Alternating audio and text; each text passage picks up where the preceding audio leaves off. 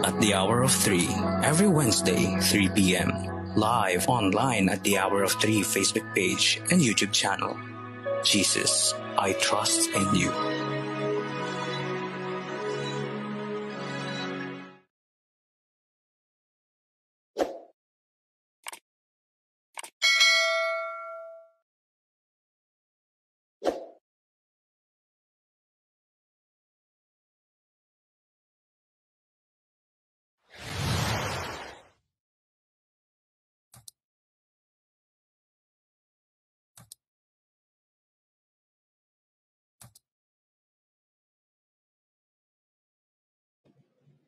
Hello and good afternoon to everyone. Namimiss ko kayong lahat. 2 linggo ata tayong hindi nagkita, ano? But maraming salamat sa pag-a-attend nyo dun sa 2 linggong video na complimentary ng ACODE or Archdiocese of Cebu Office of Exorcism and Deliverance. Alam kong marami sa inyo nag-i-enjoy o gusto yung mga information na binigay ni Father Sikia and Father Kabading, and the reason why we played it here and gave it two Wednesdays kasi necessary talaga sa atin, lalo na sa mga workers sa Divine Mercy, na nakakatulong in terms of discernment of spirits. We still have other videos na hindi pa namin napapalabas. We are going to schedule it, I think, come June already, as May is quite full for all of us. But we promise that we are going to bring it to you piece by piece, speaker by speaker. And this, we'd like to really thank all of you for staying and never leaving us. It's despite the fact na 2 oras yung isang videos na yon. Alam kong dahil doon marami tayong natututunan.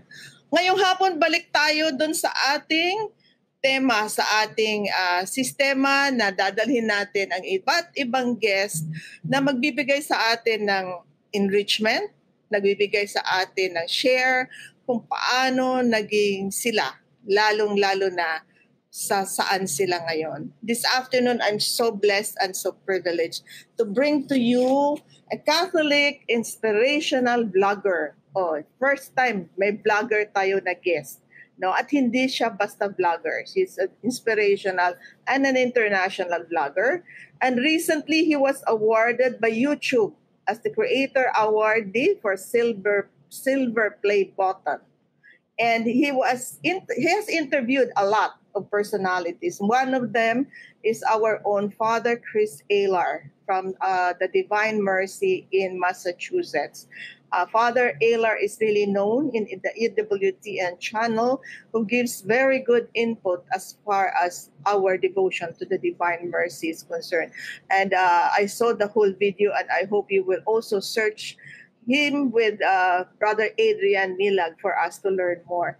He also interviewed Brother Bo Sanchez, of course, our very own Brother Bo Sanchez, and other leaders of our Catholic faith here, both here in the Philippines and abroad. But today we're going to let him sit back and we're going to interview and know his journey into the Catholic faith and how he has become today a defender and a vlogger for all of us in the Catholicism. So again, let me bring to you Brother Adrian Milag. Hello, Sis Aida. Hi, Brother Adrian. First, bago ko makalimutan, maraming salamat for saying yes to be here. And now I will give you the privilege to say hi to our audience. Hello, first of all, gusto ko lang batiin ang mga viewers at bumubuo ng The Hour of 3. And I honor all of you for this advocacy, for this mission, for propagating the Divine Mercy devotion. And I'm sure marami po kayong na-inspired, na-bless na mga kababayan natin locally, internationally, through your show and through your program. So it's been an honor to be here. in your program. So ako naman yung magsasalita. Kasi ako yung nag-interview madalas eh. Oo nga eh. Oo nga. Brother Adrian, maraming salamat for that. No? It's really a blessing for at the hour of 3 for you to be here. Sabi ko nga, hindi kita kilala, pero ngayon makikilala na kita. No? Kasi ako na mag-i-interview. Ikaw ang ilalagay ko sa upuan. Brother Adrian, sabi ko nga, 0 ako sa whoever you are, whoever you were before. So maybe mag-umpisa tayo doon. Sino ba talaga si Adrian Milan? Actually, kung titignan niyo po ang naging buhay ko in the past, napaka-ordinaryong tao ko lang naman. I mean, I was born in Manila, actually, and we live in Tondo, Manila. If familiar po kayo sa Tondo, yan. So, mga taga-Tondo dyan, shout out. So, doon po ako nanirahan ng almost 20 plus years, something matagal. So, and nag-aral po ako sa Catholic school since elementary up to college. And yung naging journey ko bilang isang bata ay sabihin ko na syempre, 'di ba, yung naging environment ko sa Tondo, hindi siya sabihin natin na yung mga influence, alam naman natin yan, di ba? I mean, yung simpleng kabataan, ganyan. So, medyo hindi ako nabarkada sa matitino ng mga panahon na yon. So, medyo na iba yung mga nasamahan ko ng mga panahon na yun. Pero, ano naman yun eh, may times na okay naman ako, may times talaga, especially nung high school, yun talaga nabarkada ako doon. And I remember hindi naging maganda influence doon ako na-introduce sa mga bisyo, yan, sigarilyo, alak. Pero good thing di ako nahilig sa babae ng mga panahon na yun kasi focus ko na talaga is barkada, ganyan. And so yun, kumbaga yung buhay ko, yan, minsan parang naalala ko sumali pa ako na sa isang grupo, parang gang, ganyan. Tapos madalas kami nun, pag merong may naangasan ka, ganyan, aawayin nyo, ganyan, abangan nyo sa labas ng school, makikipagbugbugan ka, ganyan. Naalala ko nun almost 4th year high school na ako nun. Ganyan, nakipag-away pa ako nun. Tapos muntikan akong ma-kick out sa school because of that incident. Pero praise be to God, hindi naman nangyari. And yun, so naging journey ko na nag-college ako nun. I took up nursing. Kasi noong mga panahon na yun, actually parang kasi yung pagpasok ko ng high school, medyo wala akong plano sa buhay eh. Wala akong goal eh. Parang come what may, ganyan. So ako yung typical na Katoliko, yung lukewarm Catholic, 'di ba? Kaya ka lang naman nagsisimba dahil nakalakihan mo sa Catholic school eh. Tapos every first Friday mass, you will force kasi nga kailangan 'yan. Yeah. 'Di ba? Oo. So kasi nasa Catholic school ka, 'di ba? So syempre wala kang choice. Saka parang ano na rin yun kasi walang klase ng umaga, ganyan. So, excited ka din pag first Friday mass kasi nga walang first subject, ganyan. Tapos yun, so hindi ko masyado naintindihan yung aking Catholic faith. Kung ano ba yung Catholic faith para sa akin. Para sa akin, it's just a tradition, ganyan. Wala akong talagang deeper relationship with God. Diba? Tingin ko kay Lord nun, parang genie, pag may kailangan ka lang, pag may problema ka, ganyan, doon ka lang mapapadasal, di ba? And yun nga, nung pagpasok ko ng college, wala akong parang plano or clear goal sa buhay ko nun. Kasi nga, puro barkada ako nun. And sabi ng parents ko, mag-nursing daw ako. So, nag-nurse naman ako kasi nga, nung panahon na yun talaga yung boom na boom. Nung, way back 2015, ganun, yun yung talagang in demand nun eh. Kumbaga parang ang nakikita ng mga nagno-nurse noon, dollars, di ba? Correct. Abroad, green card, ganyan. So, ako naman, yun sabi ng magulang ko, mag-nurse daw ako. Sige, kahit di ko gusto, pumasok ako ng nursing. So, nag-aral po ako sa Menjola, sa may Centro Escolar, kung alam niyo po yan. CEU.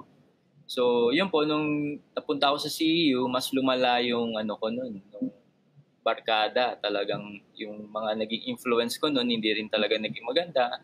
Bisyo, alam mo, minsan papasok ka, hindi ka pumapasok ng klase, nagbibilyar ka lang sa recto, ganyan.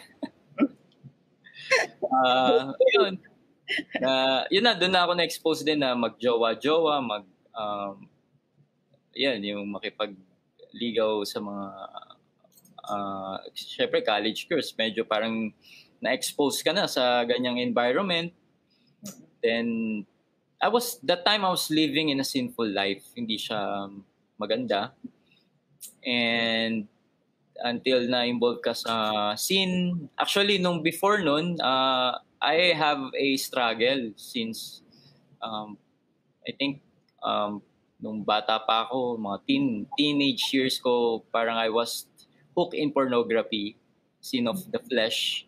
So, good thing nung panahon na yun, di ba, yung di good thing, pero kasalanan nyo. Nung panahon na yun, nung high school ako, kontento na ako sa nanonood na ako. But no college, so parang yung moment na yun, gusto mo siya ma-experience. So yun, doon ako na-involve sa mga premarital sex, ganyan. And it talagang, sabihin natin, hindi talaga naging maganda yung naging takbo ng buhay ko kung titignan ko ngayon. Pero nung panahon na yun, para sa akin, ay okay lang yun. Kasi yan naman ginagawa ng typical na mga lalaki, di ba? Ganyan. Ayun, so, and hindi rin ako nung panahon na yun, yung college ko, nung first year college pa lang ako nun. Kasi nga, hindi ko gusto yung nursing, course ko nun. Ay nagkaroon ako ng bagsak agad nun sa Chem 1, yan. Tapos, nung second year ulit, kasi nga puro babae na tupag ko, bulakbol, bilyar, ganyan. Yun, bumagsak ulit ako until na tinanggal ako ng CEU. Dahil nga, meron silang quota meron silang rules na pag more than 5 units or na binagsak mo, hindi ka na pwede magtuloy sa nursing. So yun, nangyari na bagsak ako doon. So lumipat ako ng ibang school sa Perpetual Health sa may sa may Sampaloc, Manila, yung likod ng UST.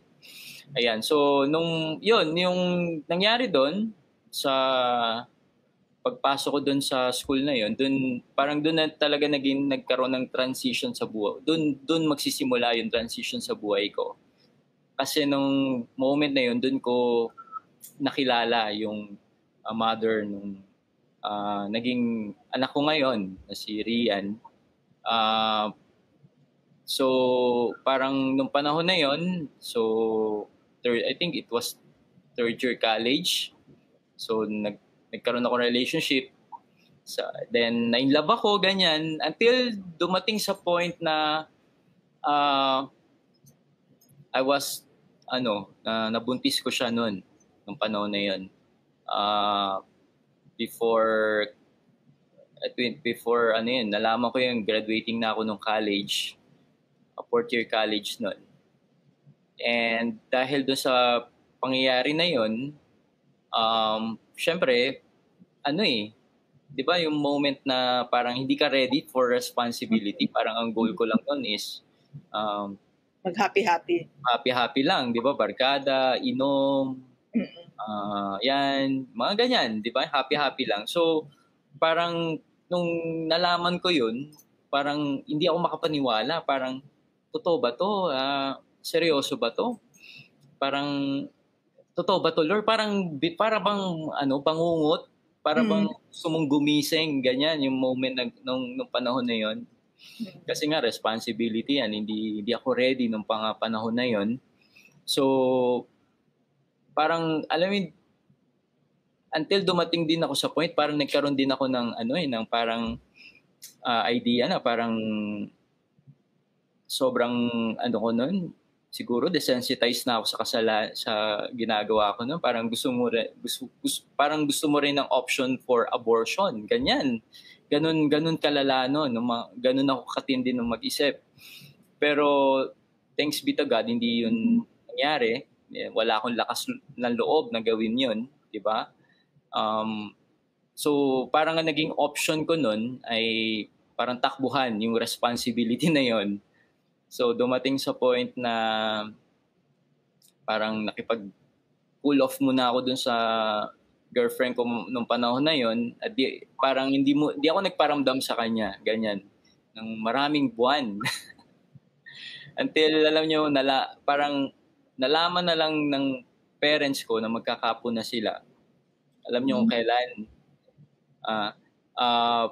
Nasa delivery room na yung girlfriend ko nung panahon na yun. So, almost 9 months ko siya natago. Nalaman na lang nila ng magulang ko, manganak na. So, ganun ako kakaward, ganun ako kawalang kwenta nung mga panahon na yun. And, yun, so, syempre, nagalit yung magulang ko, di ba? Sino ba magulang matutuwa? 2 diploma binigay ko sa kanila, di ba? So, yun na. Pero syempre, ang typical na magulang, pag nakita naman na nila yung apo nila, medyo mahihimas-masan yung galit. Diba? Yung umpisa lang naman yan magagalit, ganyan. Syempre, may magulang ba na tatalon sa tuwa, di ba? Unless kung talagang ready yung anak mo for that, hindi, unexpected yun eh. So, yun po, nung nangyari yun, parang nagkipag-ayos ako sa girlfriend ko noon. Tapos, yun, nagsama kami, nag-live-in kami kasi nga, di ba, pag iniisip natin, pag nabuntis mo na, parang asawa mo na eh. Parang ganun ang thinking ng mga, di ba, yung typical, di ba, sa generation natin ngayon. So, yun, so nag-live-in kami at hindi naging maganda yung pagsasama namin. Kasi nga, syempre, alam naman natin, ang live-in ay hindi yan akma sa turo sa Catholic faith, and you're living a mortal sin, di ba? Especially kung di kayo kasal sa simbahan. So hindi po ako nagja-judge dito, pero yun po yung, di ba? I mean, sa doctrine po natin, and we're living in sin, and ang worst pa, syempre, hindi ako ready financially, emotionally, and even spiritually. Diba? Kasi nga, ano bang alam ng 21 years old, diba? Batang-bata, diba? Siguro yung iba nagulat kala last year lang kasi mukha pa rin akong bata. Joke lang yan. Totoo naman. Agree ako dyan. Babe, baka isipin nila, binayaran kita, sis. Ay, hindi naman. Libre lang ito. Siguro. Ano yan? Baka bayad yun, bayad ka. Hindi, pero seryoso po yun. It was, ano na ako ngayon eh, 33. It was 21 ako na yun, almost decades ago.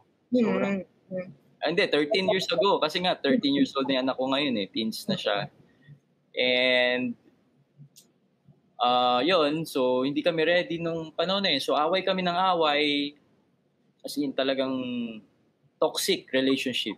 Diba? Yung sumbatan, murahan. Siyempre, dagdag mo na rin yung, siyempre, sa parents ko na hindi rin maganda yung naging pakikisama sa kanila kasi nga, minsan, yan, may masasabi sa yung hindi maganda, sasama loob mo, ganyan. And, yun, kasi yung parang nung parents ko nung mga panahon na yun, yung generation nila medyo, sila yung hard magsalita, ganyan, yung palamura, ganyan. So, ganun yun na pagpapalaki sa kanila. So, syempre, di ba, yung kung ano yung parenting na ginawa sa'yo, yun din usually yung napapasa mo sa anak mo eh. Kung di ka conscious dun eh, di ba? So, yun yung parang nagiging role model mo. So, yun, syempre, parang sa akin nun, medyo wounded ka na, medyo sugatan ka na, tapos nasusumbatan ka pa, namumura ka pa, yung ganyan. So, medyo nagkaroon ako ng sama ng loob din sa parents ko yung panahon na yun. Medyo nagkaroon ako ng bitter regression sa kanila na sabihin natin galit kasi nga ano ba naman itong mga magulang ko, imbis na suportahan ako, mas lalo pa akong dina-down. Diba? So, yun, hindi naging maganda relationship ko sa mga tao sa paligid ko, even in myself. Yan. Until dumating sa point na yung relationship na yun, toxic relationship na yun, na dumating sa point na naghiwalay na kami, nakipaghiwalay na siya sa akin, at hindi ko in-expect na yung araw na yun ay yun na pala talaga yung parang seseryosohin niya na pakikipaghiwalay na siya sa akin.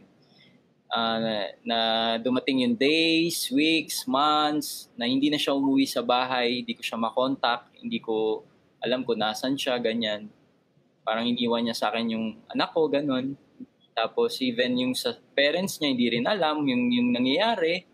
So, until dumating after 1 month na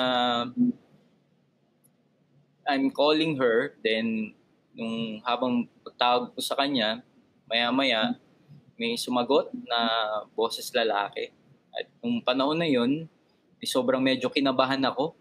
Siyempre, alam naman natin pag ganun, di ba? So, parang binuhusan ng malamig na tubig. Tapos sabi ko, sino to? Ganyan. Nasa si Shibon. Ganyan pa. Ay, sinabing pangalan. No? So, yun.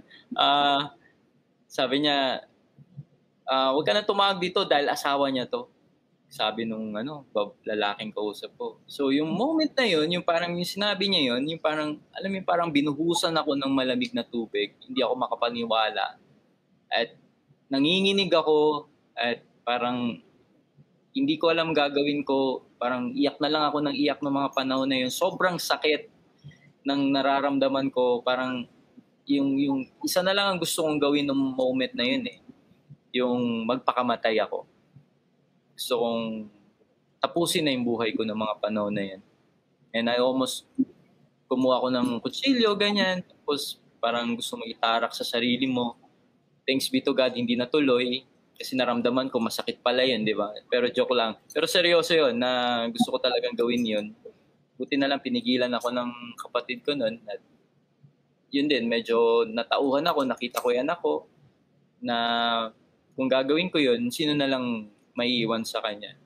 So, yun yung nangyari at doon na nag-start yung moment, yung parang transition ng buhay ko. Parang I was hit but by that storm, unexpected storm na hindi ko ina-expect, ganyan. Kasi nga, that time I was, nakapasa na ako, registered nurse na ako ng panahon na yun. Medyo inaayos ko yung buhay ko nun eh. Pero wala pa rin akong, sabihin natin, intact relationship with the Lord. Siyempre, nung panahon yun, nagbo-board exam ka, nagdadasal ka, pupunta kang Quiapo, pupunta ka ng Katipunan, kay, kay St. Clair, bibigay ka itlog, kay St. Jude, sa Baclaran, kung ano-ano, sa Manawag, para lang makapasok ka. Mo. Oo, may kailangan ako eh. Tama. Nagro-rosaryo ka, ganyan. Kasi nga, may kailangan ako eh. Pero nung panahon na yun, nung nakapasa na ako, medyo on the side ka na lang. Medyo kalimutan mo na kita ulit, Lord, ganyan. So, yun, lukewarm Catholics, ganun. Ano talaga. And yun na nga, yung moment na yun na registered nurse na ako nun. And that time na nangyari yung moment na yun ay nag-work na ako sa isang hospital nun. And dahil dun sa incident na yun, syempre medyo wala ka sa sarili, medyo tulala ka, medyo, alam mo yun, hindi mo magawang maayos yung trabaho mo. As a nurse, syempre nurse ka eh. Yung moment na imbis na mabigay mo gamot sa lagnat, ganyan. Tapos bibigay mo gamot sa diarrhea, di ba? Na-constipate yung pasyente. So, tanggal ako sa hospital na yon. Serious? Yeah. Natanggal ako sa hospital na yon. And sobrang doble dagok eh. Kasi biruin mo, nawalan ka na ng love life, nawalan ka pa ng work. Buti na lang, pinanganak akong gwapo, di ba? Oh, yun. Si Lord. Hindi, medyo, tinatawanan ko na lang siya ngayon, pero nung panahon na yun, talagang napakahirap yung nawala, yung kinuha sa ni Lord. Kasi ito na naka-mindset ka na, di ba? Mag-abroad ka, kailangan mo ma-experience, dadali mo yung pamilya mo once na nakapasa ka na sa, yung di ba yung typical na goal ng isang nurse noong mga panahon na yun. Pero suddenly, nangyari yung dagok na yun, yung great storm na yun, yung rock bottom na yun, na sumadsad ako sa buhay ko nun. And I was hopeless. Sobrang depressed ako. Hindi ko alam gagawin ko. Walang direction. Until yun na yung moment na someone invited me sa isang Catholic Charismatic community sa The Feast, yung kay Brother Bo Sanchez. It was, I remember, October 24, 2010, nung simula ko, yung start ako nag-attend doon. And yun, nung una ayoko kasi parang, ano ba yan? Praise the Lord. Hallelujah. Ayoko niyan, di ba? Yung taas-taas kamay, ganyan. Paduy yan, yung ganon. Yung nisip ko yung panahon na yun. And nisip ko nga, baka hindi ito katoliko ganyan, di ba? May mga ganyan ba? Kasi nga, typical, Catholic school. Hindi naman ako na-expose sa charismatic. Di ba? Yung parang mass lang, yan lang yung alam ko nun. So, yun, parang yung moment na yun, parang it was a pivotal moment sa buhay ko na it will make or break me. Di ba? Kung nag-know ako noon, hindi ko alam kung saan ako napunta ngayon. 'Di ba? Pero in that one yes na dahil sa invitation na 'yon ay doon na pala start ng pagbabago sa buhay ko. And yun na, pagpunta ko doon sa PACC noon, nung panahon na yun, doon pa yun sa PACC. Attend ako, then nag-mass, ganyan. And it was amazing kasi nung pagpasok ko dun sa hallway, naglalakad ako dun, kasama ko sa work na yung nag-invite sa akin, napansin ko dun sa mga servant dun, sobrang yung ngiti nila, yung joy nila sa mga mukha nila. Parang yung sa isip-isip ko, I want this happiness. Parang bakit ang saya nila? Wala ba silang problema? 'Di ba? Parang I want this kind of joy in my life na maramdaman yung ganon. And yun na, matin ako ng mass. And after ng mass, doon na yung worship na, tas yung talk, at doon na lumabas yung preacher, yung kahawig ko, yung kamukha ko, si Brother Bo Sanchez. Tama. I hope both you affirm. Joke lang po yun. Palabiro lang talaga ako. Pero, yun na paglabas niya nun, siguro kung kayo naka-attend na ng mga charismatic, at yan, parang yung moment na parang, kilala ba ako ng taong to? Parang, bakit parang, he was speaking to me directly. Parang alam niya parang gusto mo sabihin sa katabi mo, sinabi mo ba yung problema ko dito? Parang yung word na mga binabanat niya, yung sinasabi niya, tumatago sa puso mo. And I remember yung word na it really struck me in my heart. Sabi niya, I tell you, your problem right now, whatever problem that you are going through right now, 5 years from now, 10 years from now, your biggest problem will become your biggest blessing. Wow. And I was stunned nung narinig ko yun. Parang yung utak ko, parang sinasabi niya na ayoko maniwala sa'yo. Alam mo ba yung pinagdadaanan ko? Pero yung puso ko, parang I felt tumama nandyan. Yung parang hindi mo mapigilang umiyak. Yung first time mo umiyak ulit ng ganun, parang kang batang humahagulgol. Na nung panahon na yun, it was the Holy Spirit who was hitting me, my soul that time, and hindi ko mapigilan, and I just heard the voice of God in my heart, Adrian, trust me, everything will be all right. yun, so doon na po nag-start yung naging journey ko. Nag-serve ako doon ako na-mold, at yun, doon ko na-encounter yung journey ko as a who I am today, and bilang isang Catholic preach, di ba, alam niyo, nagba-vlog ako, nagpi-preach, pero hindi po ako nag-start ng ganun eh. Hindi ko rin in-expect na pwede ako maging katulad ni Brother Bo na nagpi-preach at nagsasalita, dahil ako is parang iba gusto ko eh. Ito gusto ko yung mag-nurse nga ako eh. Naisip ko ba na magsalita, mag-vlog, or maging preacher, maging misyonero, parang ganyan, di ba? Hindi. Pero yung moment na nagsimula ako, parang ayan lang, normal person na walang belief sa sarili. I have low self-esteem. Tapos meron pa nga akong porn addiction. Pero yung journey na yun, doon ako hinil ni Lord. Yung moment na yun. Tapos, nag-start ako na sa intercessory ministry, tagapayong ng mga attendee, yan. As in, behind the scene. Until one day na parang yung formation na yun, na pag-yes ko lang, serve lang ako ng serve, parang until one day, God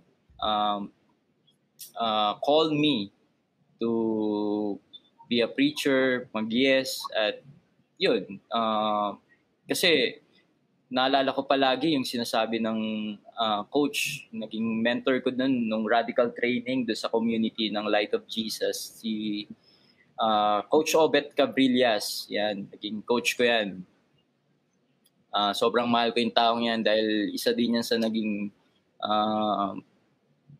mentor ko sa healing process ko sa buhay.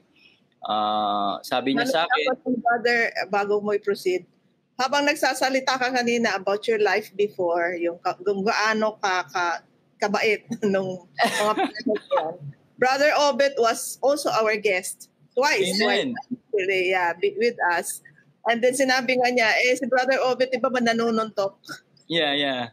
Boxel talaga siya.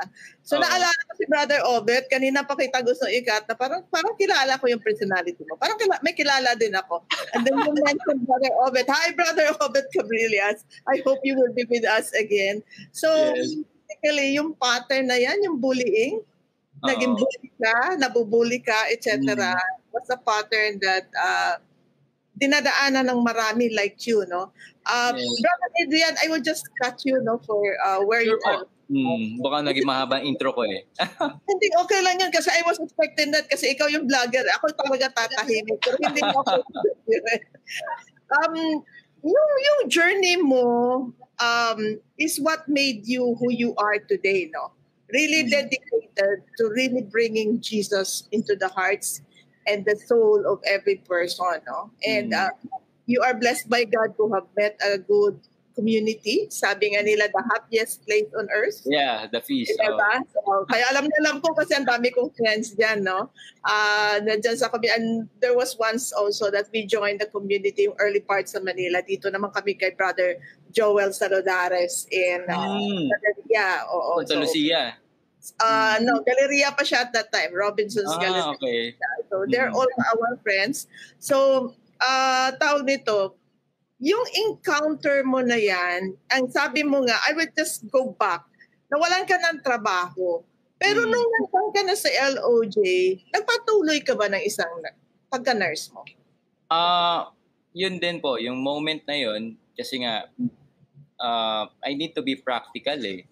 Kasi alam naman natin, sa sobrang dami ng nurse, ang hirap makakuha ng work at maayos na sweldo. And bilang isang single dad, I need to earn for my daughter. So, kumbaga kinalimutan ko na yung pangarap ko na yun. And naghanap ako ng ibang path of career. Nagtry ako mag-call center. Pero hindi ako matanggap dahil sa sobrang galing ko mag-English. Overqualified daw ako. Hindi, joke lang. English, barok ako eh. Yung hindi ako talaga fluent, hindi ako, hanggang ngayon naman, hindi talaga ako magaling sa Englishan eh, ganyan. Kaya nga hindi ako makapaniwala, nakakapag-interview ako ng mga international Catholic speaker, ganyan. And yun, hindi ako matanggap-tanggap. Then God, parang nagtry ako sa sales. So, and how amazingly, natanggap ako doon. Kasi parang nagulat pa ako, parang may pagka-introvert ako. Tapos sales, syempre, kailangan mo dyan, maboka ka, mabola, ganyan. Pero natanggap ako doon at nag-work ako as a med rep. Bebenta ng mga gamot sa doktor. So, yun yung naging journey ko nun. And, yun, nag-med rep ako. Siguro, yun din yung way ni Lord para gamitin ako kung sino ako ngayon. Kasi para ma-practice ako na magsalita, ganyan. And, exposure. Yeah. Pero yung naging journey ko rin nung panahon na yun, actually, yung journey ko nun, nung sa Light of Jesus Family as a attendee, may mga kasalanan ka pa rin na hindi mo mabitawan sa buhay mo.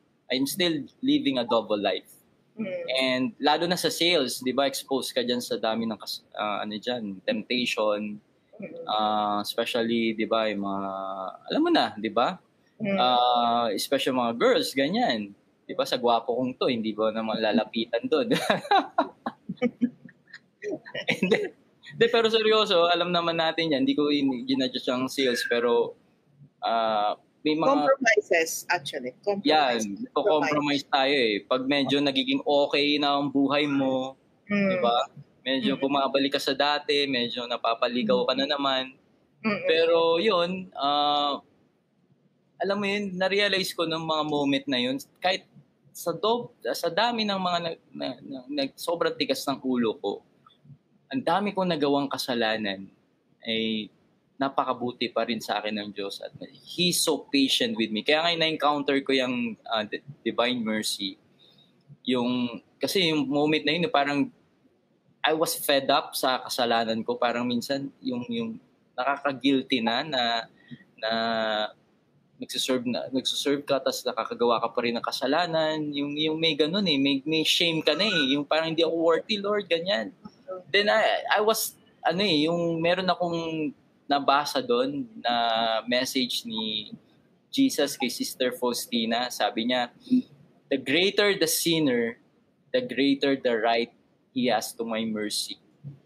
At nung nabasa ko nakita ko yun, it really touches my heart, and sobrang napaiyak ako noon, napaluha ako noon. Kaya nga dahil dun sa encounter ko na yun, punta ako sa may Mandaluyong, sa may Divine Mercy Shrine do. Ay, hindi pa shrine yun, Divine Mercy Parish, yung Mandaluyong. Tapos bumili ako ng image ng Divine Mercy. Ito, nasa likod, yung ganyang image, yung original na image talaga na pinaint, di ba? Yung na picture, yung kay Sister Faustina. So parang yung nangyari yun, yung tuwing titignan ko siya, it consoled me. Na every time I have a problem, di ba parang sarap, Jesus, I trust in you. Jesus, I trust in you. Tuwing titignan mo yung mga mata niya, pag ikaw nakagawa na naman ng kasalanan, di ba? Yung without any judgment, hindi ka niya ginajudge, hindi ka niya sasabihin, ayan na naman, tigas-tigas ng ulo mo. Pero yung nararamdaman mo na, Adrian, never give up. Huwag kang susuko. Don't be too hard on yourself. Don't give up on yourself. Na dahil doon, yung talagang I go to confession, talagang confession. And yung minsan, mapapagod ka sa sarili mo na bakit, Lord, nakagawa pa rin ako ng kasalanan. Bakit, Lord, di ko mabago yung sarili ko? Until sa moment dumating yung panahon na binuhos na parang yung moment na gano'n, parang yung you are in this top of your sin, dun pala binubuhos ng Diyos yung kanyang grasya at kanyang pagpapatawad sa iyo. Until yun, hindi ko doon ko na lang na-realize that God is healing me on my wound in the past. And until napabawas yung kasalanan mo, until I was liberated on my bandage sa pornography and sin of the lust, ganyan. Hindi ko sinasabi na naging perfect ang journey ko. I mean, syempre minsan may mga times na na-fall ka, may times na gumagawa ka na pero na-lesson siya nung panahon na yun. And ang good thing din kasi nung medyo in a healing process ako, hindi muna ako nakipagrelasyon. Kumbaga, hindi muna ako nakipag-commit sa relationship. Parang sinabi ko noon na mag-girlfriend na ako, pag-ready na ako, pag-heal na ako. Parang I cannot be kasi ang goal ko noon pag nag-girlfriend ulit ako, path to marriage na to. Ito talagang gusto kong pakasalan. Diba? Kasi I cannot give what I do not have Kasi sobrang broken mo So ayoko namang damay pa ng ibang tao. I need to be happy as a single. Ganyan, hindi ko kailangan yung... Siyempre, may mga temptation na pag may nakikilala ka, pero sabi ko, hindi. May mga divine providence si Lord na sinasabi niya, Adrian, hindi ka pa ready. Wag muna, hinay-hinay lang. Thanks be to God dahil may mga mentor ako sa community na nag-guide sa'yo. Ano yung dapat mong gawin, di ba? And yun, so after 7 years, yung journey ko na yun, dun ko na nakilala yung girlfriend ko which is my wife now, si Jessica, in an unexpected way, na yung babae na tinanggap yung anak ko, tinanggap yung Pasko, tinanggap kung sino ako. Kumbaga parang yun naramdaman ko yung talagang divine mercy ng Diyos, yung moment na yun. And yun, the rest is history. Nag-start na po yung journey ko as a Catholic content creator nung I think 2020, before the start of pandemic. Doon na po nag-start yon. Actually, di pa ako nag-start doon as Catholic vlog. Iba pa yung binablog ko noon more on inspiration lang, ganyan. Tapos noong 2020, I was led by God. He was impressing my heart na i-pursue ko yung ganitong klaseng content. Na hindi pa ako convinced noon na possible ba, Lord, na gusto mo ito talaga gawin ko? And kinonfirm yun ni Lord nung it was March, nung isang vlog na ginawa ko about this priest. Bigla siyang to the moon. Talagang nag-soar high yung mga views. And doon na nag-start yung paggawa ko ng mga ganung klaseng vlog, mga Catholic vlog. Tapos nakita ko yung acceptance ng tao dito, yung hunger ng tao about Catholic faith. Nagulat talaga ako na nabibless daw sila. And it was the work of the Holy Spirit. And almost 3 years now, 2023 na, and God still sustain me and guide me in this journey. And yun nga, hindi ako makapaniwala na na-interview ko yung mga international speaker like si Father Donald Calloway, Father Chris Alar, Father Vincent Lampert, marami pang mga Catholic icon na kilala po natin, mga kilalang mga pare at inspirasyon sa ating mga Katoliko.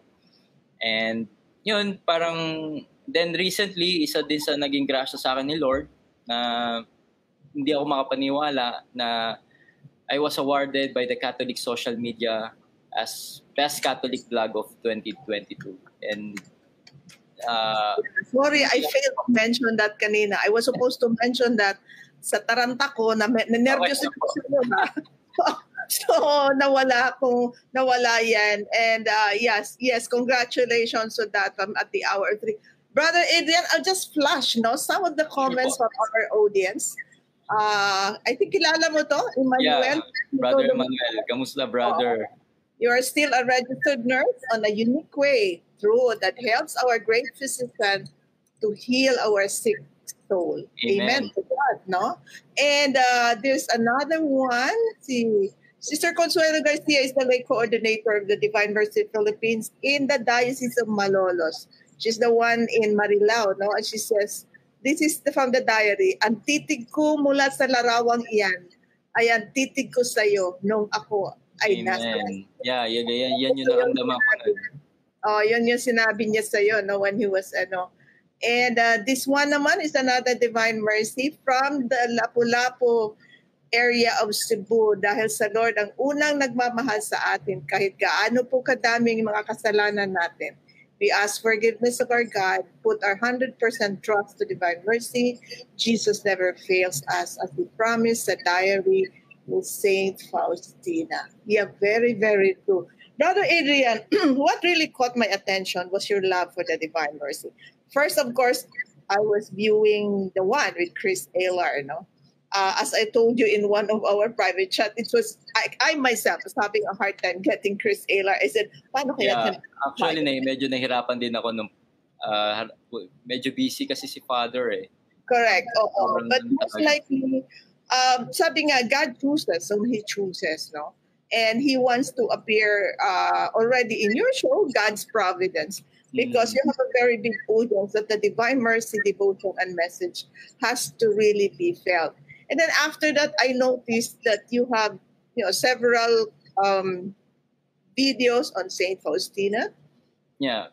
So you're already there. So I noticed that the hit of the devotion not just came to you once, but continuously as an instrument to further on spread and help us, people like us, really spread the message, because as it is said, Jesus said to Faustina, this is the devotion that is a sign of the end of time. Amen. So without bloggers like you, without people like you, and without the ground force who are continuously going around to really spread the devotion, the social media is the biggest platform that we can reach to be able to, to be able to really spread and prepare the world for His final coming. And Amen. Brother Adrian, we would really appeal to you from at the hour of sleep. Please continue to help us. We are just one. You are another one, and so many people. The social media is the most powerful tool that we can both use. The mercy of God has really to reach the periphery, the sick and the dying, and to prepare the whole world for its final coming. Amen. I have so many things to still ask you. Right now, I'd like to ask you, how did you become a vlogger? And is this really your full-time job now? Kasi sa mga vlogger, hindi ako marunong. Napuwersa lang ako dito, napuwersa lang. Katulad ng parang yung moment na yun, kasi I remember 2019, yung panahon na yun, kasi medrep nga ako, I was in sales, pero I was fed up na nung panahon na yun, parang medyo I was double-hearted na, parang hindi na ako para dito. Kasi nga yung environment, yung system, parang hindi ko na siya hindi ko na gusto. And nung panahon na yun, medyo toxic na, tapos yung boss ko pa noon, medyo tinotoxic ka din, ganyan. And tsaka minsan dumadating ka sa point na sobrang gabi na, 12, minsan 11 p.m. ka na nakakauwi dahil meron pa kailangang hintayin na kliyente. And syempre, isa akong tatay, I want more time to my daughter nung panahon na yon. So, nung panahon na yon, parang I was impressed by the Lord na mag-propose na sa aking girlfriend to marry her. Ganyan. And nung panahon na yun, 2019, parang I want to transition na mag-work from home. Ganyan. So, kasi nga nauso yung mga virtual assistant job. Medyo may alam ako sa social media. And yun, so nag-transition ako doon. 2019, nag-resign ako sa work ko. Iniwanan ko yung naging career ko. Binalik ko yung sasakyan kasi may pasasakyan sa pagme-medrep eh. Basta lahat, iniwan ko yun for a path na hindi ko alam kung magpo-pursue or magpo-prosper, ganyan. I mean, itong ginagawa ko ngayon, hindi ko ini-expect na gagawin ko to ngayon. Pero yun, panahon na yun, ang gusto ko nun, ito, virtual assistant job. And I remember yun ng mga panahon. So, naganap ako, natanggap naman ako sa isang company. So, pero yung moment na yun, yung before the start of 2020, syempre, di naman natin alam ano mangyayari na magugulat tayo na mahihit ng pandemic itong buong mundo di ba? So I was in front of Adoration Chapel and I was praying to God. I was kneeling and asking God for guidance. And yun, yung sinabi ko, God spoke to my heart. Sabi niya, Adrian, I want you to focus on your YouTube channel. Wow. Talagang very clear yung sinabi ni Lord na yun. Nung panahon na yun, Lord, hindi makakabuhay ng pamilya yan. Parang inisip ko, kasi nung panahon wala akong kinikita talaga sa YouTube noon. Hindi, I mean, ginawa ko to yung YouTube na to hindi para kumita, para lang mag-inspire ng tao. Ganyan. Hindi, wala akong knows about maging kumita, ganyan, something like that. So, parang kinikita ko lang sa YouTube kasi something, may mga views naman ako nun. Yung in 1 year, 5,000 lang, ganyan. Kasi hirap pa yun. So, hindi ka makakabili ng gatas sa anak. Yeah, hindi makakabili. Tapos, napakalit ng channel ko nun. Wala nga akong pumapansin sa akin doon. Hindi nga ako ordinary, ganyan. So, yun yung impression ni Lord. And sabi ko, di ko pinapansin yun kasi nga, ang focus ko nun dito sa career na to, virtual assistant. And doon sa client na meron ako nun, hindi siya nag-workout. Hindi kami naging okay sa US client yun. And yun, parang nawala yung kliyente na yun. Parang I was caught na naman. Sabi ko, Lord, ano to? Parang, Diyos mio. Nawala na naman ako nang gagawin ko sa buhay ko, Lord. Parang tinanggal na naman ni Lord yung opportunity na yun. And yun na, parang pinaalala ni Lord sa akin na I want you to focus on your YouTube channel. And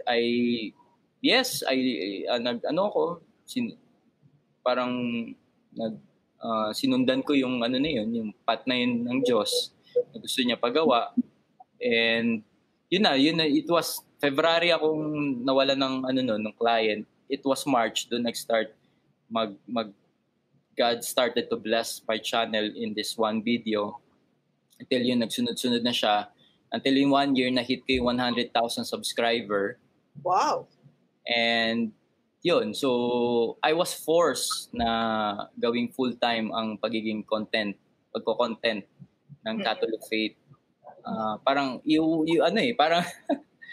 parang this is for good Parang, mukhang ito talagang gusto pagawa ni Lord. Nakikita mo yung track of blessing Ito yung binibless niya diba? Kasi minsan pag may tinatry tayo isang bagay, tapos parang walang nangyayari. Mukha hindi talaga yan will ni Lord na i-bless niya Na hindi talaga yung purpose mo hindi ka para dyan. So yung parang ito yung track of blessing, nakikita mo yung track of blessing ni Lord na ito yung binibless niya.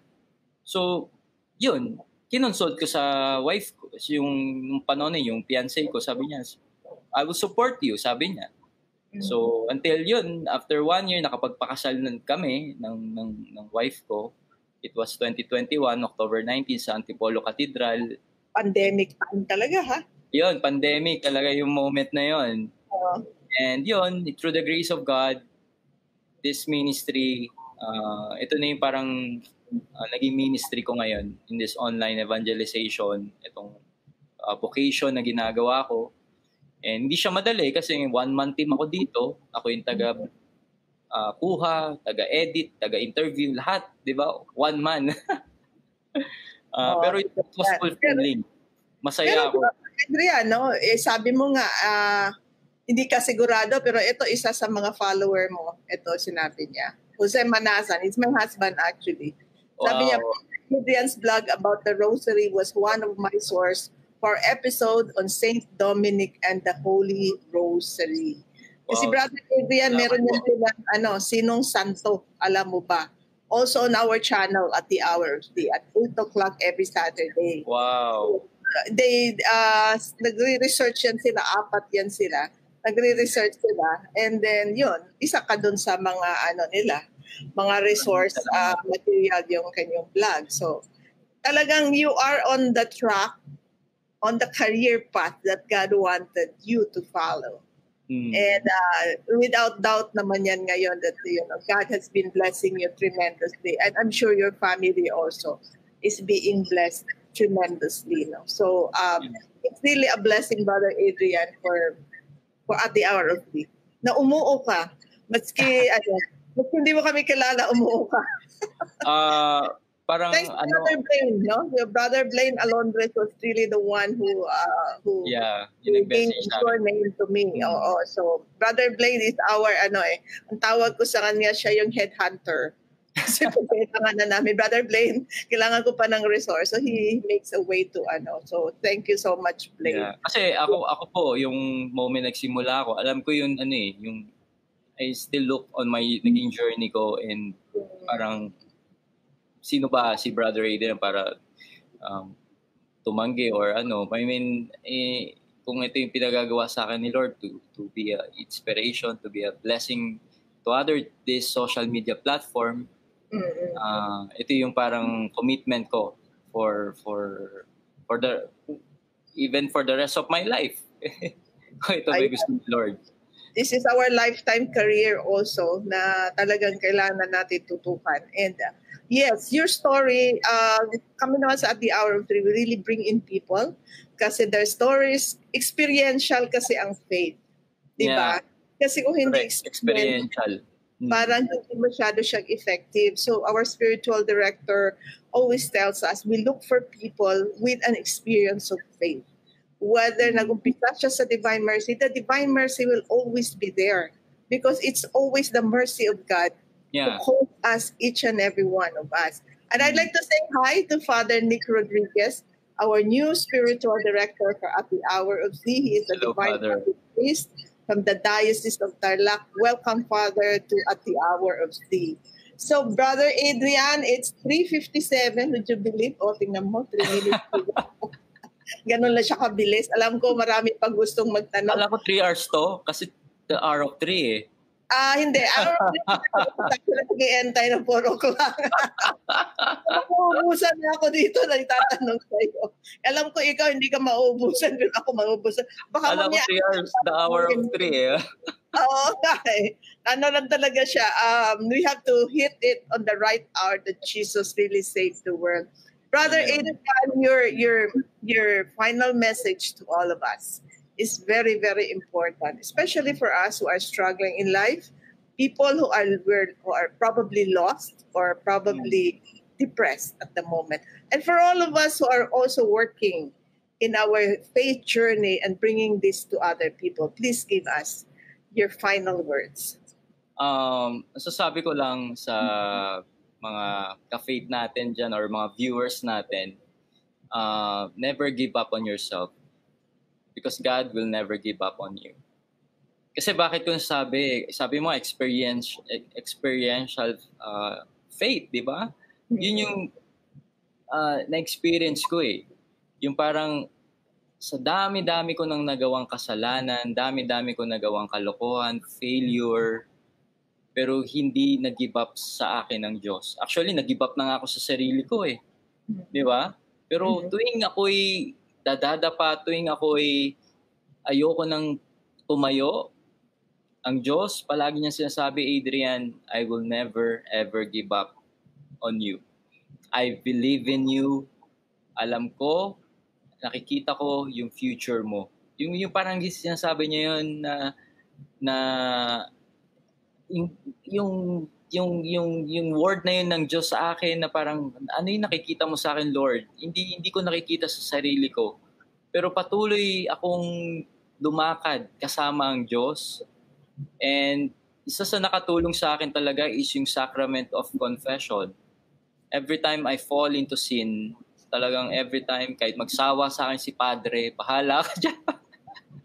Magko-confess ako. Confess lang ako, kahit paulit-ulit yung mga nagagawa akong kasalanan, confess lang ako ng confess, punta ako ng punta. And isa din yung Adoration Chapel, especially yung naalala ko in 3 years of my journey nun, yung sobrang drought ako. Wala akong trabaho nun. Ay, naalala ko yung 3 years na yun. Yun yung nag-sustain sa akin, yung araw-araw na pagpunta ko sa Adoration Chapel. Na wala na akong bilib sa sarili ko eh. Parang wala na akong mangyayari sa buhay ko. Pero nung nandun lang ako, I was staring on the consecrated host. Parang I felt that divine mercy. Alam mo yung binubuhos ng Diyos, yung pagpapala, binubuhos ng Diyos yung awa niya. Yung moment na parang ayoko maniwala sa akin. Ayoko maniwala sa sarili ko, pero ang Diyos ay patuloy na naniwala sa akin. Kasi madalas sa atin ngayon, di ba, nanonood ka, maaari, di ba, parang suko ka na sa buhay mo. Parang sinasabi mo, wala ka ng pag-asa. Siguro tinitignan mo ako ngayon kasi ikaw, good for you, Adrian, kasi isa kang vlogger, ganyan, alam. Pero hindi. Ito yung naging journey ko na sobrang naging makasalanan ako noon. Talagang as in, kung pwede ko lang ikwento lahat dito, di ba, mandidiri ka sa akin. Pero ang Diyos, hindi siya sumuko sa akin. Hindi niya ako binitawan kahit na parang gusto ko nang bumitaw sa sarili ko, pero hindi bumitaw ang Diyos sa akin. Na the more ako nagkakasala, the more binubuhos ng Diyos ang kanyang kapatawaran sa buhay ko. At doon ko na-experience yung tunay na pagmamahal that healed my brokenness. Kasi pag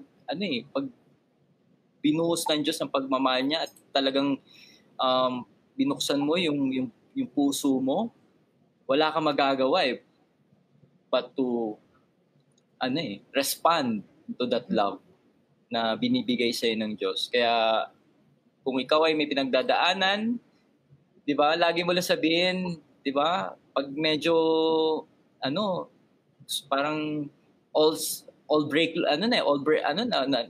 na may mga bagyo, parang hindi mo alam anong gagawin mo, di ba? Parang nagkakagulo na, di ba? Just say this word. Di ba? Sabihin mo lang to, lagay mo sa puso mo, Jesus, I trust in you. Jesus, I trust in you. Paulit-ulit. Sabihin mo, Jesus, I trust in you. Jesus, I trust in you.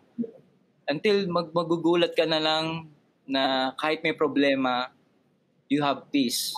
And you know, and you have this faith na binibigay ng Diyos na alam mo that you will able to conquer on whatever problem or sins or mga challenges na pinagdadaanan mo because God will never give up on you.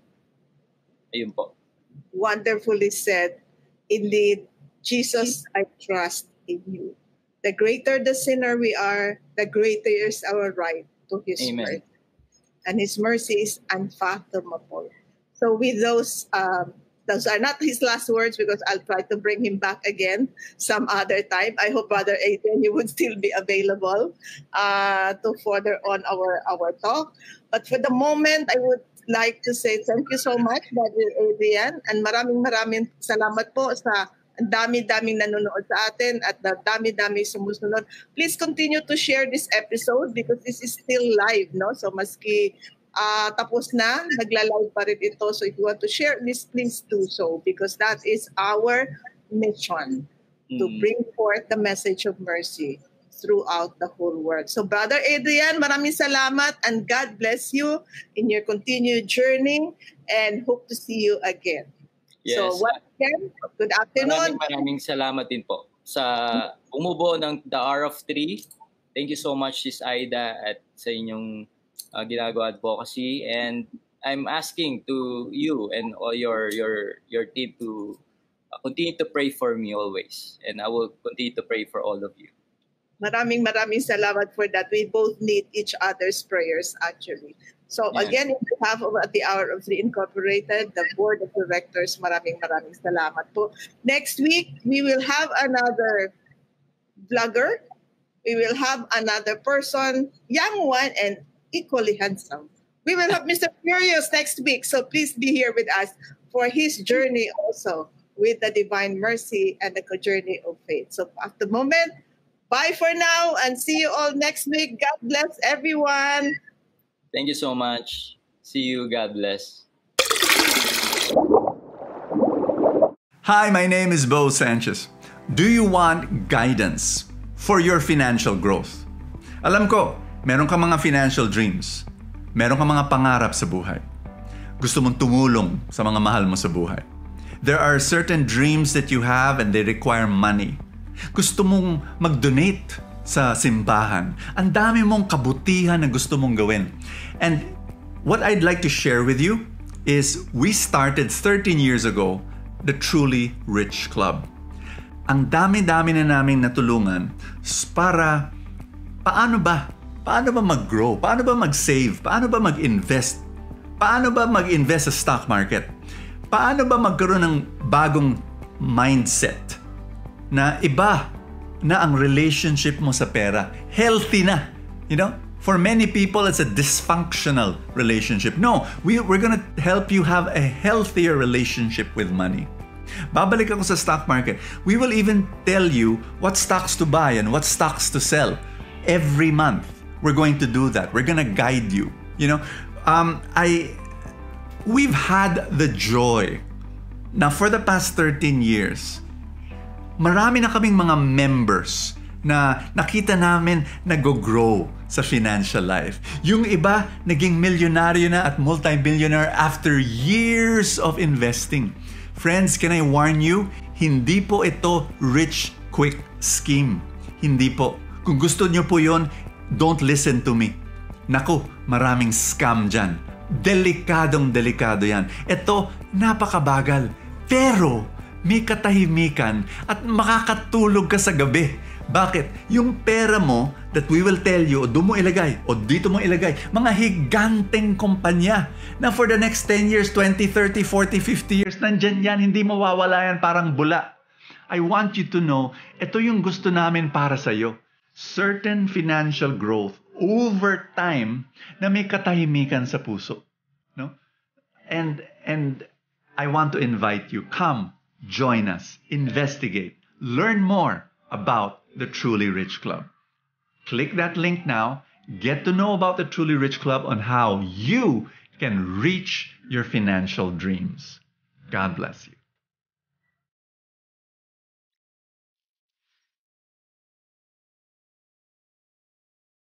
So that's it. Thank you for watching this video. I hope na na-bless at na-inspire ka dito sa aking vlog.